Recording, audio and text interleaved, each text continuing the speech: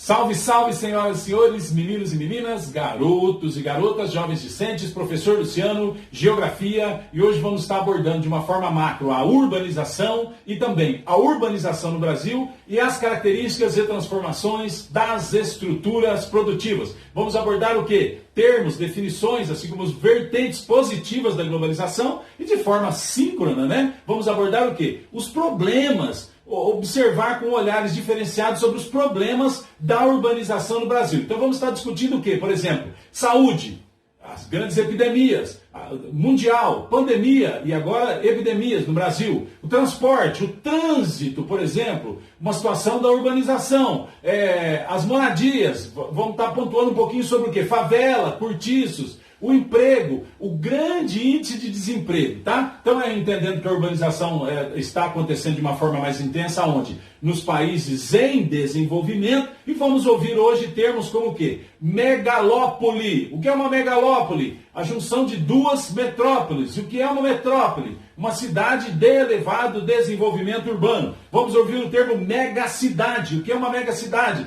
Uma cidade com população igual ou maior do que 10 milhões de habitantes, tá? Então em 1990 tinham o quê? Aproximadamente 10 cidades dessa no mundo, de megacidades. Hoje temos aproximadamente, hoje, tá? 2014, dados de 2014, 28 cidades dessa no mundo. E também vamos ouvir, além de megalópole, além de megacidade, o termo cidades globais, que são cidades que têm um protagonismo no fluxo das relações internacionais. Vamos à aula. O processo de urbanização ocorre quando, em certo momento histórico, a população residente nas cidades cresce em um ritmo mais acelerado que o ritmo da população total do país.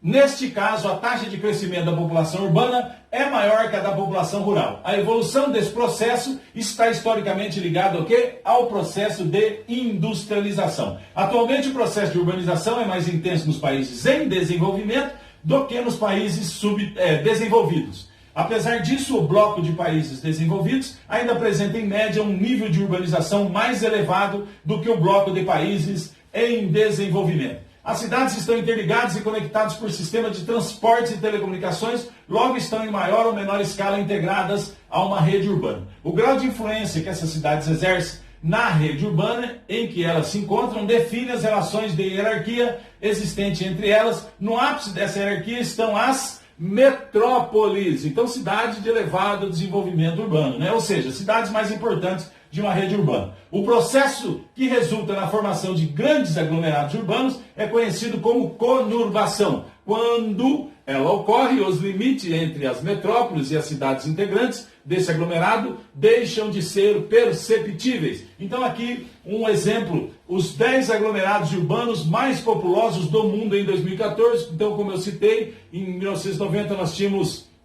10 megacidades no mundo, em 2014, né?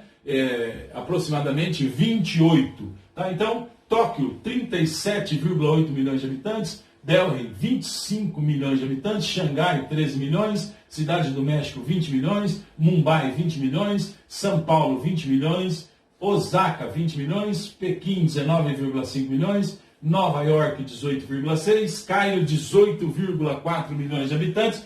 Aqui, simplesmente para a gente entender, megalópolis, né? Então, megalópole. Então, megalópole, o que é uma megalópole? Junção de duas ou mais metrópoles, tá? Então, aqui nós temos, por exemplo, Boswash, tá? Que é, por exemplo, a junção da cidade de Boston e Washington.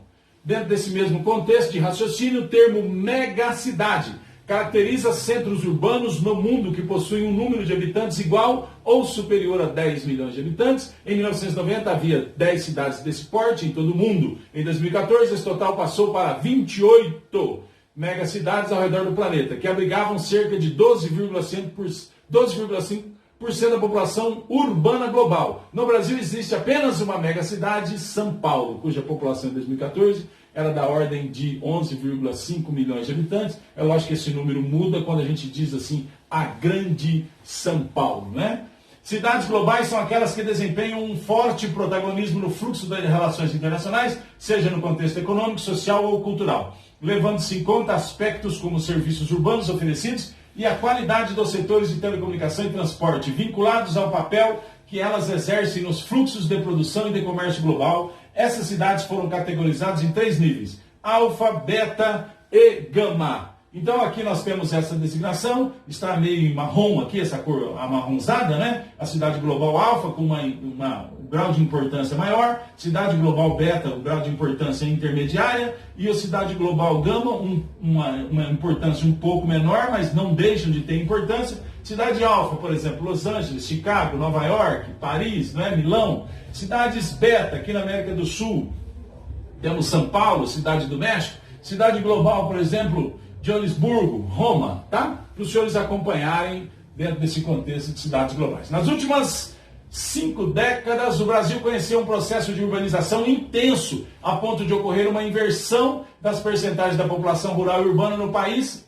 Em 1950, os dados demográficos apontavam 63,8% da população brasileira vivia onde? No campo, enquanto o restante da população, 36,2% brasileiros, habitava as áreas urbanas do país. Já em 2010, o censo demográfico realizado pelo IBGE, Instituto Brasileiro de Geografia e Estatísticas, revelou que a população rural corresponde a 15,5% da população brasileira, enquanto 84,4% da população vive em áreas urbanas do país. Não vamos nos esquecer do que essa urbanização trouxe problemas de saúde, trouxe problemas no transporte, no trânsito, nas moradias. Nós tivemos um aumento de favelas, um aumento de cortiços, nós tivemos o quê? Um aumento do desemprego. Então é importante refletir essa urbanização de uma forma rápida e consequentemente não pensada pelas autoridades, não refletida por eles, traz uma maior exclusão social. Também não vamos nos esquecer que muitas dessas pessoas que saíram da área rural também é por causa daquele termo, o desemprego estrutural, né? Então nós aumentamos a mecanização na área rural, diminui o emprego, a pessoa vem para a cidade por uma melhor busca de qualidade de vida. O rápido crescimento da urbanização no Brasil gerou situações e problemas novos e pode ser explicado por vários fatores, em especial a migração em massa da população do campo para a cidade, caracterizando um efetivo êxodo rural. Esse deslocamento acontece por diferentes razões, sendo as principais a concentração fundiária, então menos gente com mais terra, então está tendo uma concentração fundiária, então poucas pessoas com muita terra, mais gente sem terra, né? Acelerada mecanização agrícola e a expansão do processo industrial. 3. A violência urbana se expressa pela ação do crime organizado, do tráfico de drogas, dos furtos, dos roubos, do sequestro. A pessoa vem para a cidade, não tem saúde, não tem transporte, não tem moradia, não tem emprego, e infelizmente aumentam algumas situações, por exemplo, a violência. A desigualdade e a exclusão social de uma parcela significativa da população dos grandes centros urbanos são as principais causas do aumento deste problema. 4. A violência também decorre atualmente da precariedade das condições em que vivem os moradores dos centros urbanos, expostos à degradação de sua qualidade de vida. Estamos passando por uma situação agora que é preciso você usar a máscara, por causa dessa pandemia que nós estamos vivendo, do Covid-19, nós temos que usar máscara. Muita gente não tem condição de comprar uma máscara. Nós precisamos tomar banho, lavar as mãos de uma forma constante, e tem gente que não tem água em casa, certo? A precariedade no espaço urbano é refletida pela presença de seguintes tipos de moradia: favelas, cortiços, loteamentos periféricos.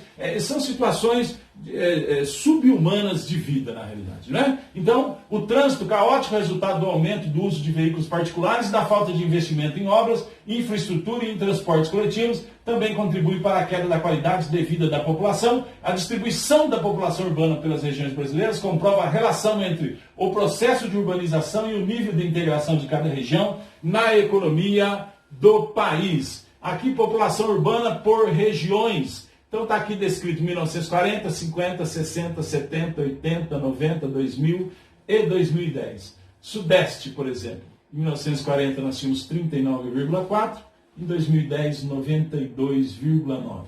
No Brasil, em números completos, absolutos, né? Nós tínhamos 31,2 em 1940, foi tendo uma evolução, e em 2010 80,4% da população está na área urbana.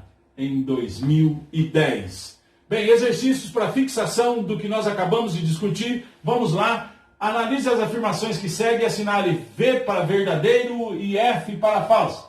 O processo de urbanização consiste na transformação de espaços industriais e comerciais em espaços urbanos. Não, não é isso. Provavelmente essa está falsa, certo? Nos países desenvolvidos, em alguns emergentes, tem havido um processo de transferência de indústria das pequenas para as grandes cidades. Na realidade, está ao inverso, né? Das grandes para as pequenas, até para melhorar fluxo, acesso, acessibilidade. E as cidades menores também estão fazendo investimentos, isenção de impostos e outros itens, né? Então essa provavelmente está incorreta, a segunda. Terceira, uma megalópole se constitui quando entre duas ou mais metrópoles, os fluxos de pessoas, capitais, informações, mercadorias e serviços estão plenamente integrados por modernas redes de transportes e telecomunicações. Provavelmente a terceira está correta. Quarta.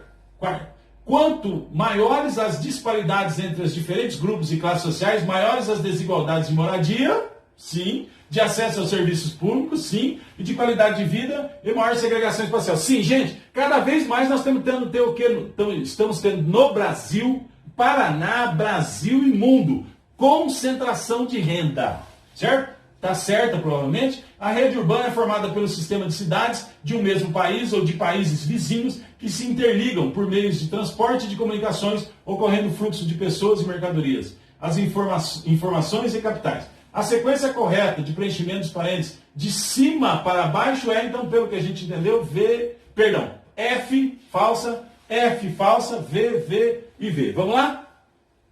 É isso, F, V. Resposta correta, então, seria a letra D.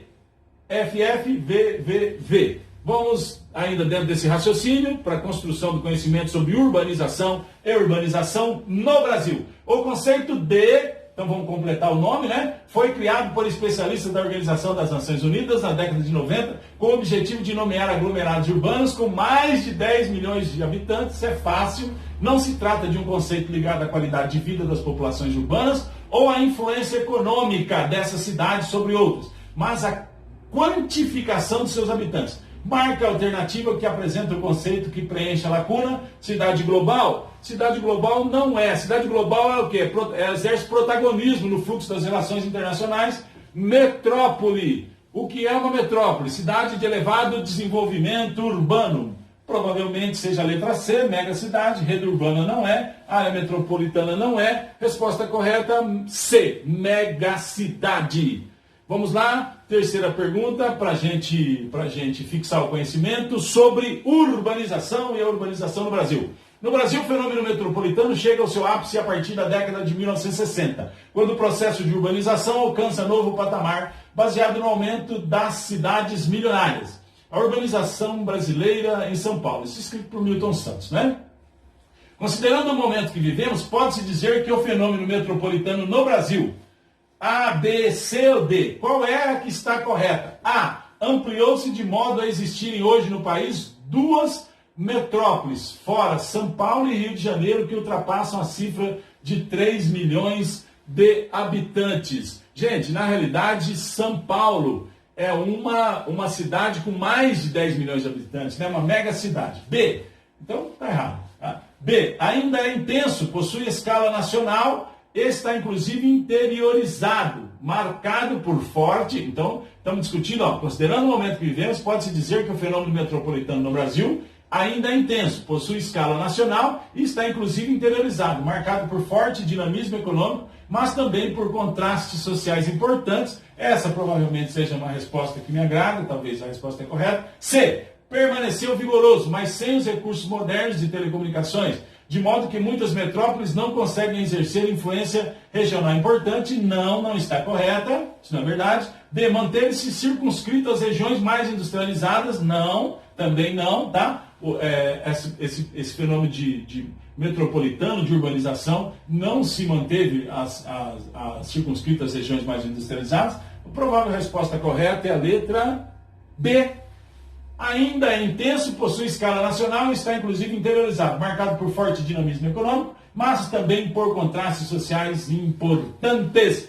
Quero agradecer a você, muito obrigado e até mais.